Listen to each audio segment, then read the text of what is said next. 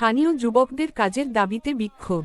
সমস্ত গ্রাম কমিটির পক্ষ থেকে আসানসোলের কুলটি বিধানসভার অন্তর্গত চিনাকুড়ি 2 ও 3 নম্বর কলিয়ারিতে স্থানীয়দের কাজে নিয়োগের দাবিতে বিক্ষোভ আন্দোলন আগেও চলেছে। শুক্রবার আবারও পুনরায় আন্দোলন ও বিক্ষোভ কর্মসূচি, যেখানে তাদের দাবি স্থানীয় বেকার যুবকদের নিয়োগ করতে হবে। এছাড়া খনির কয়লা উত্তোলনের ফলে খনি সংলগ্ন এলাকায় যে জমি বাড়ি ক্ষতি হলে তার দায়িত্ব কে নেবে।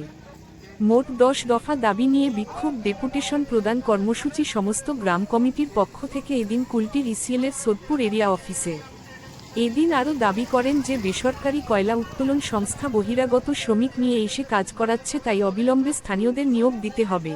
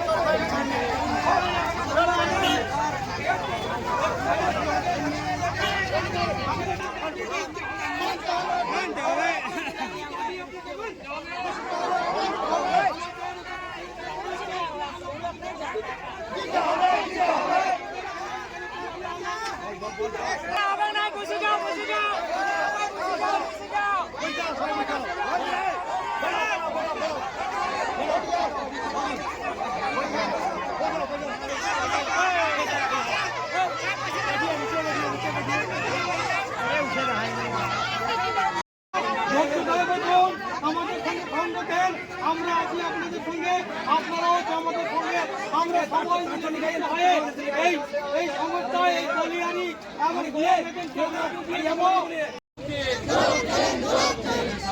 लोकल लड़का लेना होगा, लोकल लड़का लेना होगा, नहीं तो वापस जाना होगा।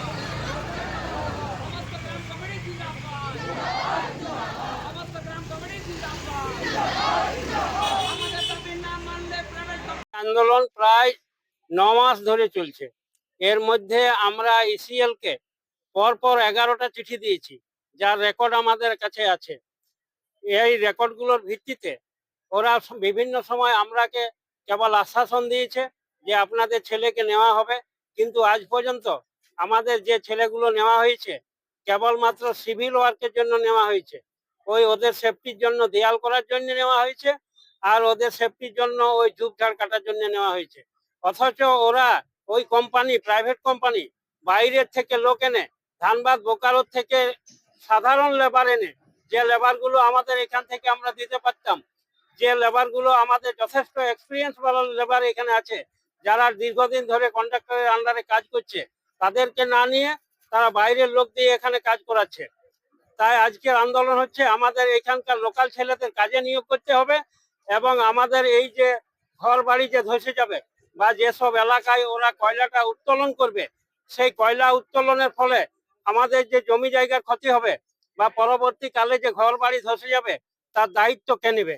সেই জন্য আমরা ইসিএল এর কাছে বা এই প্রাইভেট কোম্পানির কাছে, যে ইসিএল কোম্পানি প্রাইভেটকে দিতে যাচ্ছে, তাদের কাছে আমাদের একটাই দাবি যে আপনারা কোন কোন এলাকা থেকে কয়লা তুলবেন তার একটা ম্যাপ আমরাকে দিতে হবে, এবং তার একটা এরিয়া বেঁধে দিতে হবে যে এই দাগ নম্বরগুলো থেকে আমরা কয়লা তুলব, এবং এর ফলে আমাদের সাধারণ লোকের কি ক্ষতি হতে পারে সেই ক্ষতিপূরণ কে দেবে।